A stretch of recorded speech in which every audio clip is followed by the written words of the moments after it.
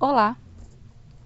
Hoje vamos falar um pouco mais sobre o plantio, da disciplina de silvicultura, do docente Lucas Holanda, das discentes Ana Luísa, Elaine Silva, Lohane Moreira, Renata Lopes e Suzana Barros.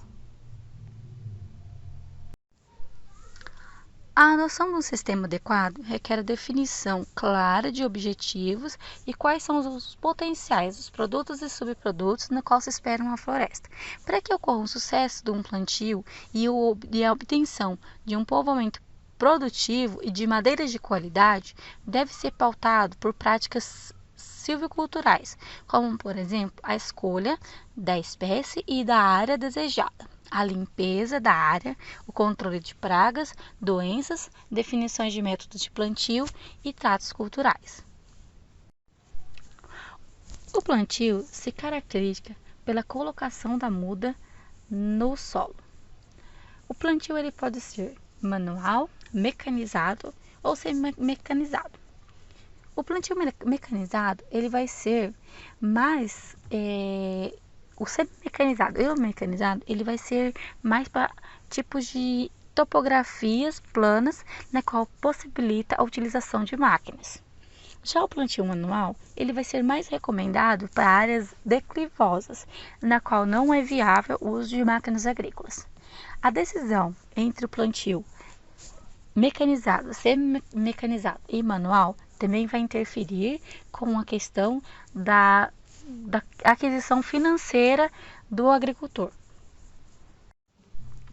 Aqui vemos a imagem de como é o plantio manual, que é na imagem superior à esquerda.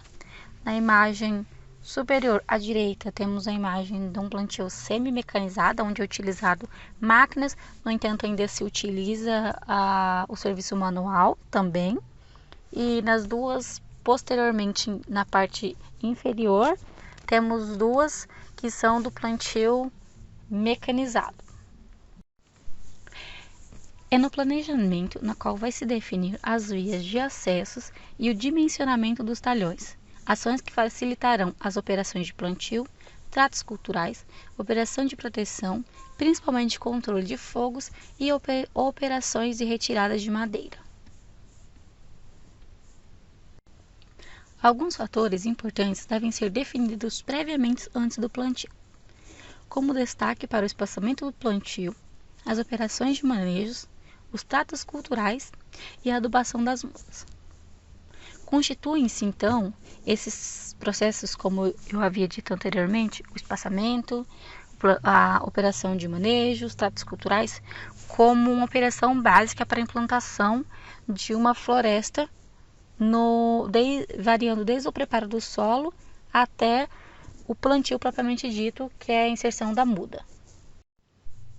As vias de acesso e o dimensionamento dos talhões vão ser as ações que vão facilitar as operações de plantio, tratos culturais, operação de proteção, principalmente para controle de fogo e retirada da madeira. Logo sabemos que cerca de 30% dos custos da madeira produzida ela vai estar relacionada com os talhões, pois ele é de suma importância estratégica, porque a derrubada ela já custa cerca de 30% da madeira. Então, logo, esse dimensionamento vai ser muito importante. A distância máxima de um arrasto de uma tora no transporte da madeira do interior da floresta, ela não deve passar de 150 metros. Assim, os talhões eles devem ser dimensionados com no máximo 300 metros de largura e de 500 a 1.000 metros de comprimento. E é importante para a proteção da floresta, pois no caso de incêndio, principalmente em áreas declivosas, essa distância do arrasto não pode exceder a 50 metros. São todos esses critérios que são de extrema necessidade para que ocorra um controle e uma eficiência na hora da produção dessas árvores. Os aceiros são outra ferramenta de extrema importância que deve ser levada em consideração antes do plantio, no planejamento, pois esses aceiros eles vão separar os talhões e vão servir para a ligação das estradas e os escoamentos da produção. eles podem ser de interno, com uma largura de 4 a 5 metros, e de divisa, com uma largura de 15 metros. E a cada 4 ou 5 talhões, eles estabelecem que tenha um aceiro interno de 10 metros de largura. Nessa imagem temos um aceiro, que é uma forma de evitar com que venha uma queimada e ocorra na área. A área total ocupada por aceiros, considerado área planas ou suavemente onduladas, ela deve ser 5% da área útil. A limpeza da área de plantio também é muito importante e ela vai corresponder às operações de derrubada, remoção, enleiramento das vegetações e dos resíduos explorados. O principal objetivo do preparo da área, ele vai ser oferecer condições adequadas para o plantio, o estabelecimento da muda no campo e as condições adequadas que devem ser consideradas, a redução da competição por ervas daninhas e melhoria das condições físicas. Logo, nessa questão do preparo da área, é sempre visando uma melhor adaptação da planta ao local. Então, quanto menos estresse ela até tiver, menor vai ser o nível de replantio. Para a obtenção de uma boa produtividade e uma facilitação na manutenção, no plantio deve ser considerado alguns critérios, como por exemplo o controle e a prática de combate a formigas cortadeiras, controle de plantas daninhas, preparo do solo, adubação, plantio e irrigação.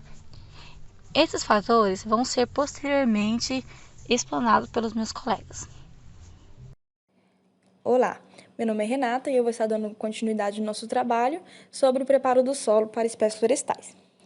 Na implantação dos plantios florestais, a possibilidade de uma ocorrência de uma camada compactada no solo é muito grande. Sendo assim, é sempre recomendado o uso de um subsolador ou de alguns outros maquinários, pelo menos na linha de plantio ou na cova de plantio, para assim auxiliar na descompactação do solo, antes de plantar essas mudas. Devido ao amplo espaço de plantio e por se tratar de árvores de grande porte e com uma copa com maior diâmetro, recomenda-se geralmente uns 3 metros de distância nas entrelinhas das mudas. E o volume do solo, ele é revolvido para espécies florestais, é sempre menor do que aqueles realizados para culturas anuais. Por quê? Porque, por se tratar de espécies perenes que têm um ciclo de vida maior, o revolvimento do solo ele só é feito no momento do plantio das mudas. Há alguns implementos que são utilizados para fazer o revolvimento desses solos e para auxiliar no manejo do sistema. Entre eles, tem o subsolador, o escarificador, o corveador mecânico e alguns implementos manuais que são utilizados em áreas muito declivosas, que são forte onduladas ou montanhosas. Aí eu vou estar explicando um pouco mais sobre cada implemento. Como vemos nas fotos, esses são exemplos de um subsolador. O subsolador, ele geralmente é utilizado para algumas espécies de parica, eucalipto e até café, entre outras culturas também que necessitam de uma subsolagem de 0 a 90 centímetros de profundidade. Aqui na foto podemos ver o escarificador. O escarificador ele é utilizado quando a intenção é ter uma profundidade até 30 centímetros. Quando a cultura necessitar de uma profundidade maior de 30 centímetros, recomenda-se utilizar o subsolador. E aqui nós temos um exemplo de um coveador mecânico. O coveador mecânico ele é recomendado para as áreas muito declivosas, onde o preparo do solo pode ser realizado com os coveadores mecânicos ou os manuais, e a dimensão cúbica da cova ela é de 20 a 30 centímetros. Vou estar falando um pouco mais agora sobre a adubação, onde a primeira adubação é a adubação de base ou a adubação de plantio, que é realizada antes de ocorrer o plantio das mudas, que ela pode ser realizada juntamente com a subsolagem, e o adubo ele é aplicado em filete. E para a adubação de plantio, é sempre importante importante colocar o adubo o mais perto possível da muda, para garantir assim, o aproveitamento dessa adubação sem causar muito dano nas mudas. Mas é sempre importante também tomar cuidado em misturar bem o fertilizante com a terra, para assim evitar que os danos, alguns danos e até a morte de algumas mudas por conta da concentração salina. O recomendado é esperar pelo menos um dia após a aplicação do adubo, principalmente quando a aplicação e o plantio são feitos em covas, para assim não ocorrer a morte dessas mudas. Dentro da adubação de plantio, há as várias formas de aplicação, que eu vou estar explicando cada uma delas. Tem a aplicação a lanço, a aplicação no fundo do sulco, a aplicação na cova de plantio e a aplicação em faixa. A aplicação em lanço. O fertilizante é aplicado uniformemente sobre a superfície do solo, podendo não ser incorporado, e pode ser feito ainda por implementos agrícolas ou manualmente. A fundo do sulco é quando o adubo é distribuído no fundo do sulco de plantio, aberto pelo sulcador ou por outro elemento. Na cova de plantio. Nesse caso, o adubo ele deve ser colocado no fundo da cova, antes do plantio, bem misturado com a terra para evitar danos às raízes da mudas. E em faixa, que é quando o adubo é distribuído no sulco de plantio ao lado ou abaixo da muda. E também que não deve ficar em contato direto com a muda e recomenda-se cerca de distância de 5 a 7 centímetros. Agora eu vou estar falando sobre a adubação de cobertura, que ela é realizada de uma maneira manual com a aplicação do adubo na projeção da copa. Essa adubação ela pode ser realizada tanto em faixa quanto em coroa. E o adubo ele é aplicado aproximadamente de 3 meses após o plantio, de 3 a 24 meses após o plantio, e normalmente é colocado ao lado da planta em faixas ou em coroa, e é coberto por terra. Ele não é jogado a lanço, não. E nos dois tipos, tanto em coroa quanto em faixa, deve ser feita a partir do momento que a cova apresentar um diâmetro acima de 40 centímetros. E geralmente, na adubação de cobertura, ela é realizada para aplicar nitrogênio e potássio. A calagem. Bom, como muitos de nós já sabemos, as espécies florestais plantadas aqui no Brasil, elas possuem uma característica de ser tolerante à acidez do solo. Portanto, a calagem que é realizada aqui, ela tem um objetivo maior de elevar os teores de cálcio e magnésio, ao invés da correção do pH do solo. Normalmente, quando é realizado a calagem, nas quantidades recomendadas, o pH é elevado próximo a 5,5. E para a aplicação da calagem, é recomendado realizar antes do plantio, com cerca de 2 meses antes do plantio, e é realizado sempre a lanço na superfície do solo. Bom, antes de fazer o plantio das mudas, deve ser feito a produção dessas mudas, que para a produção de mudas de espécies nativas, de espécies florestais, pode variar de 3 a 8 meses para ocorrer a germinação. Depende muito da época do ano e também da espécie. Uma curiosidade é que as espécies que são plantadas no período quente do ano tendem a ficar mais aptas para o plantio mais rapidamente do que as mudas que são feitas na época mais fria do ano. As mudas elas podem serem feitas em tubetes ou em sacos plásticos, e o plantio ele pode ser feito por meio de plantadeiras ou também de forma manual. Essa muda ela deve ser colocada com coleta ao nível do solo. A muda ela não pode ficar acima do solo, porque pode ocorrer a dessecação do sistema radicular, e ela também não pode ficar no nível muito baixo, não pode ficar muito profundo, porque pode causar o assoreamento do solo em volta da muda, levando à morte ou por afogamento do coleto. É sempre bom lembrar que na hora que for passar a muda para o campo, na hora que for feito o plantio, deve-se tomar muito cuidado para não danificar as raízes dessas plantas, porque pode ocorrer a morte das raízes ou também pode prejudicar também na sobrevivência dessas mudas no campo. Agora eu, a aluna Lohane Michele, vou estar dando continuidade à apresentação. Falando então sobre o replantio. O replantio deve ser realizado quando o índice de mortalidade das mudas ultrapassar a porcentagem de 5%. no período que vai equivaler de 15 a 30 dias após o plantio. Os mesmos tratos culturais descritos acima para o plantio devem ser seguidos também para o replantio.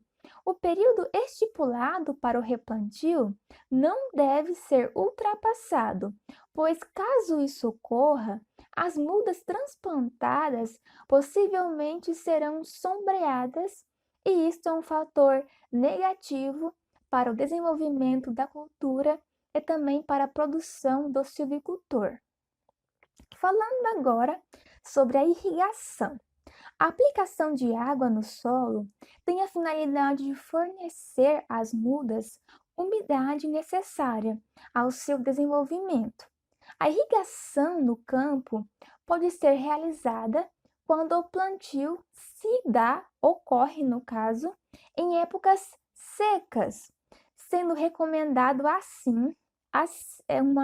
acima de 3 litros de água por planta. Como a irrigação é uma prática silvicultural cara, surgiram algumas alternativas, como a utilização do hidrogel. O hidrogel, ele tem a capacidade de reter água e por maior período de tempo, disponibilizando-a de maneira gradativa para as plantas, o que resulta em vários benefícios, e um deles é a diminuição da mortalidade das mudas. A aplicação mais prática do hidrogel é na cova de plantio e hidratado. Logo, o hidrogel é um polímero retentor que contribui para vários fatores no solo. Contribui para a germinação de sementes, desenvolvimento do sistema radicular da planta, crescimento e desenvolvimento das plantas, redução das perdas de água e de irrigação por percolação, melhoria na aeração e drenagem do solo, além de reduzir também as perdas de nutrientes por lixiviação. Fazendo agora referência sobre este artigo, que relata a influência do hidrogel no crescimento e no teor de nutrientes das mudas de Eucalyptus duni, este trabalho objetivou-se avaliar doses de hidrogel adicionando ao substrato sobre crescimento, teor nutricional e qualidade de mudas da espécie de Eucalyptus duni maiden. Foram utilizadas 6 repetições, cada uma composta por 24 plantas, e aos 90 dias após a semeadura, foi realizada assim uma avaliação morfológica para obtenção dos resultados. Foi também realizada uma análise nutricional da parte aérea. E o que se observou? Que a dose em torno de 4,5 gramas por litro ocasionou a melhor resposta quando comparada às doses utilizadas, no caso as outras. Proporcionou maior altura, diâmetro de coleto, massa seca da parte aérea também foi maior, a radicular também, índice de qualidade de Dixon também foi superior, utilizando a dosagem de 4,5 gramas por hectare. O uso de doses abaixo de 3 gramas por litro e acima de 4,5 gramas por litro, observou-se uma diminuição na qualidade das mudas. Todos os macronutrientes apresentaram maior teor na parte aérea, correspondendo assim ao caule e às folhas, na presença do hidrogel, e isso é um fator muito positivo. Os teores de macronutrientes na parte aérea das mudas foi aumentado com a adição do hidrogel. No entanto, quando se utilizou o hidrogel, observou-se então que os teores de micronutrientes diminuiu. Logo, concluiu-se que a utilização do polímero hidrorretentor, que no caso é o hidrogel, aumentou a qualidade das mudas de Eucalyptus duni. Duni, a escolha da espécie também é muito importante. Vamos falar agora sobre o plantio de eucalipto. Escolha da espécie. O primeiro passo, então, é escolher a espécie a ser plantada de acordo com vários critérios utilizados. Vamos citar alguns. Um deles é a exigência de climática e o solo presente na área, finalidade de plantio, tempo de rotação de cultura, produtividade e rentabilidade do plantio, visto que isso é um critério muito importante, porque o produtor precisa ter um conhecimento de mercado, precisa saber o quanto é rentável aquela produção que ele irá fazer e se isso vai dar um retorno econômico para ele. E também assim avaliar se vai ser a curto prazo, a longo prazo, a médio prazo. O custo da implantação também, disponibilidade de sementes e mudas, qualidade do produto para o mercado, se a produção que ele vai ter vai ser correspondente a que o mercado espera, versatilidade da produção, resistência a pragas também é um dos aspectos utilizados para escolher a espécie de eucalipto e também para escolher outras. Esta tabela que nós trazemos mostra a relação entre o uso e também a espécie mais recomendada. Por exemplo, a eucaliptus grandes, ela é recomendada quando tem a finalidade de se obter papel e celulose. Também é recomendada com a finalidade de se obter chapas de fibra. Já a Eucaliptus saligina possui finalidade de móveis. Já podemos observar que a Eucalyptus urófila serve tanto para postes, mourões, energia, para caso de obtenção através do carvão, da lenha, para construção civil. Logo, a Eucalyptus globulus é utilizada quando a finalidade é obter óleos essenciais. Entre essas duas imagens, nós podemos observar a diferença entre essas duas espécies, Eucalipto grandes e Eucalipto urófila, visto que o cultivo de Eucalipto grandes é com a finalidade para obtenção de celulose. Já quando se cultiva-se Eucalipto urófila, por exemplo, é com a finalidade de obtenção de morões ou energia. Então, nós podemos observar a diferença de plantio e também a diferença de morfologia entre essas duas espécies.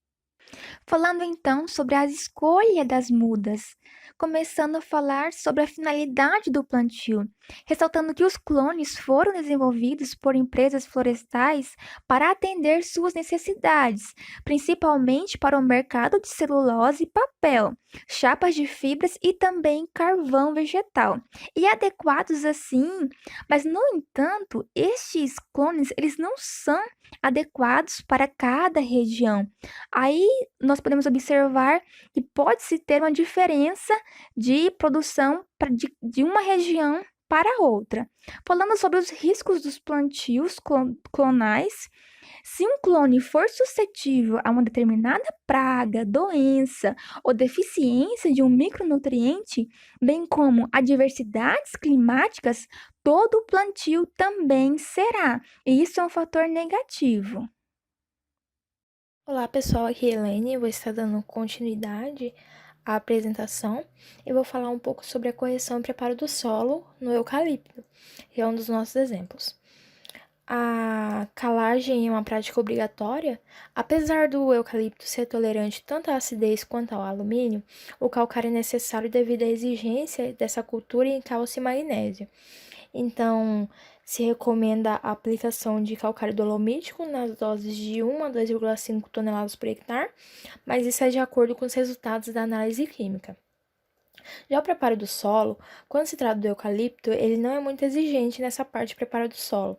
Então, a recomendação é que se faça a subsolagem com a profundidade entre 40 a 60 centímetros e o couveamento na linha subsolada. Alguns implementos têm a capacidade de fazer a subsolagem e também a aplicação de adubo fosfatado. Então, essa é essa é a melhor opção, é a mais recomendada. E quando é para pequenas propriedades, pode-se fazer a subsolagem e adubação em coveta lateral. Falando sobre espaçamento, ele irá depender principalmente da fertilidade do solo e das chuvas. Quando são em regiões com período de seco inferior a 60 dias, são utilizados espaçamentos menores. Já em regiões com a seca mais pronunciadas, que são acima de 60 dias, recomenda-se então espaçamentos maiores. O espaçamento padrão é de 3 por 2 metros em regiões que não têm déficit hídrico. E já nessas regiões com um período de seca acima de 60 dias, recomenda-se utilizar o espaçamento 3 por 2,5 ou 3 por 3. Outros espaçamentos são utilizados também quando se trata de consórcios com outras culturas ou também com criações de animais. E aqui nessa tabela mostra alguns espaçamentos que são utilizados, tipo um padrão que é mais utilizado, dependendo da finalidade de plantio. Como ali, por exemplo, na primeira linha, lenha, carvão, morões, celulose, o espaçamento é 3 por 1,5 e o número de plantas é 2.222. Já ali, por exemplo, na última linha, que é a finalidade do plantio é para celulose, carvão e serraria, o espaçamento é de 3 por 3. E como o espaçamento é maior, logicamente, o número de plantas por hectare diminui. O plantio, propriamente dito, pode ser feito com mudas produzidas por saquinhos plásticos, bandejas de isopor ou tubetes, como pode ver alguns exemplos ali nas fotos. E atualmente os mais utilizados pelos viveristas são a produção de mudas por tubetes. Neste caso, eles recomendam ter um cuidado na retirada da muda para não arrancar a muda do torrão. O plantio pode ser manual ou semi-mecanizado, como já foi abordado anteriormente. E o que é recomendado no caso do eucalipto é que o colo da muda sempre fique ao nível do solo, porque um plantio mais profundo pode causar assoreamento de solo em volta da muda, e isso pode levar à morte da planta por afogamento de coleto. E já quando o plantio é acima do solo, pode causar dessecação do sistema radicular, e também vai prejudicar ou até levar à morte da planta. Bom, nós resolvemos trazer para vocês um vídeo para explicar como ocorre o plantio mecanizado de algumas espécies florestais. E essa espécie que está sendo plantada aqui é o eucalipto, onde vocês podem ver as mudas elas são colocadas nesse suporte na parte superior do trator e a muda ela é depositada nos sulcos, com a regulagem geralmente de 3 metros de distância, que é a distância recomendada para a maioria das espécies dos eucaliptos. E logo após que a muda ela é depositada nos sulcos, já vai ocorrendo a cobertura da muda com o solo automaticamente. O plantio pode ser feito sem irrigação no período chuvoso, com irrigação no período de seca ou estiagens e com gel e hidroretentor no período de seca ou estiagens também. Para os plantios irrigados, é necessário a aplicação de 2 a 4 litros de água por muda em 2 a 4 irrigações, sendo uma feita logo após o plantio e as outras uma vez por semana até 30 dias. Já no caso do uso do gel, há necessidade de 2 irrigações, sendo uma após 3 dias do plantio e outra 10 dias após a primeira irrigação. Aqui no slide podemos ver a primeira foto aqui com a irrigação e a segunda imagem com o uso do gel. Quando se trata de adubação, a maioria dos solos que são cultivados eucalipto são solos que são deficientes em fósforo e que também têm alta capacidade para fixação desse elemento. Então, é de extrema importância que esse fornecimento desse elemento seja via adubação. Então, recomenda-se que em solos com pH menor que 5, em povoamentos, a recomendação é de 1 tonelada por hectare em área total ou 500 kg por hectare em faixas de 1 a 1,5 m, podendo ser incorporado antes ou após o plantio. E essa adubação também pode ser feita na subsolagem, como eu havia falado anteriormente, aplicando-se o fósforo natural ou reativo no fundo do sulco. Aqui nessa figura 1 também mostra o adubo no final do sulco, no fundo do sulco, e um sulco de 50 centímetros. A adubação de plantio, que geralmente também pode ser chamada de adubação de base, ela visa principalmente fornecimento de fósforo, como eu já abordei, cobre e zinco. A adubação de cobre e zinco é a partir da função da disponibilidade destes micronutrientes no solo. E quando se trata de solos com baixo teor de matéria orgânica disponível, também se utilizam pequenas doses de nitrogênio e de potássio. A aplicação de cada um desses nutrientes deve ser realizada com base no teor já disponível no solo, que é identificado através de análise de solo. Então, após a determinação da quantidade necessária para cada nutriente, deve-se buscar o adubo formulado que melhor atenda essas necessidades. Então, a fórmula mais utilizada é de 6,36 e com dose variando de 100 a 150 gramas por muda. E para adubos formulados, então pode-se fazer a aplicação mecanizada em filete contínuo ou manualmente em coveta lateral, como mostra essa figura 2, onde tem 2 covetas e é aplicado então o adubo em cada uma dessas covetas laterais. Adubação de cobertura e manutenção. A primeira cobertura é feita entre 75 e 90 dias após o plantio e a segunda é entre 6 e 9 meses após o plantio. A adubação de cobertura tem como objetivo fornecer os nutrientes de alta mobilidade no solo, como por exemplo nitrogênio, potássio e boro. As doses utilizadas geralmente são de 20,020 ou 25,20 dos adubos formulados, e também mais alguns micronutrientes, principalmente boro, zinco e cobre. Já a adubação de manutenção ou correção é realizada entre 18 e 24 meses após o plantio.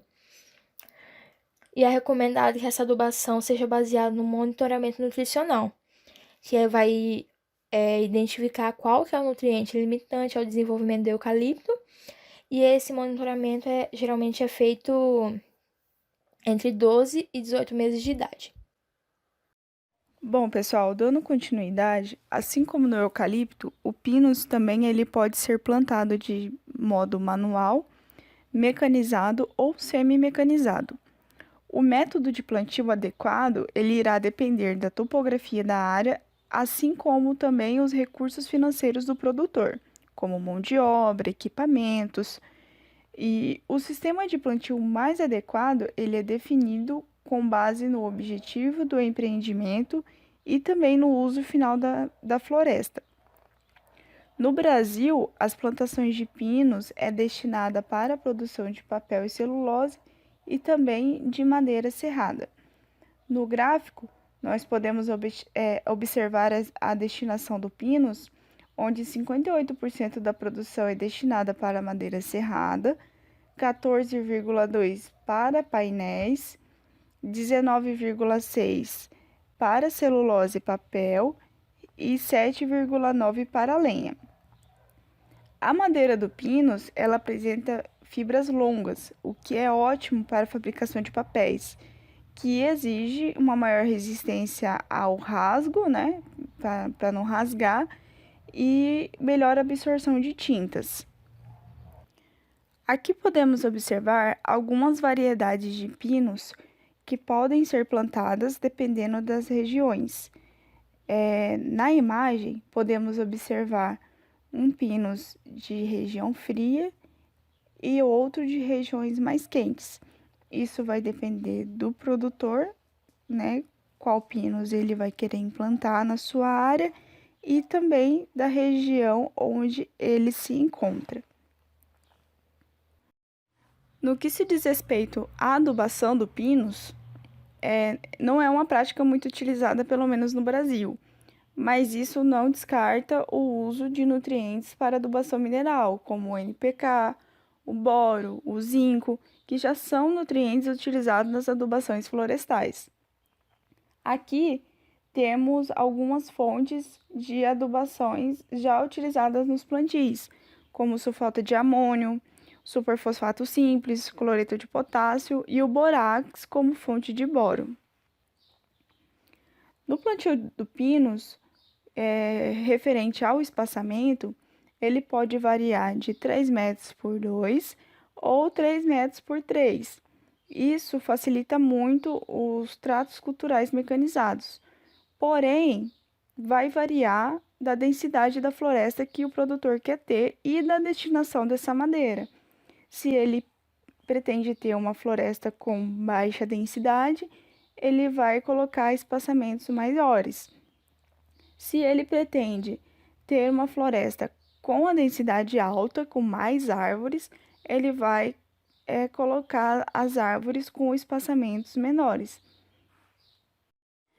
Assim, podemos concluir que os plantios silviculturais são indispensáveis para o processo de reflorestamento, atuando contra a erosão do solo, enfraquecimento, e tem uma função muito importante que é cuidar da exploração da madeira e também da manutenção das florestas, desde o pequeno até as grandes indústrias de madeiras.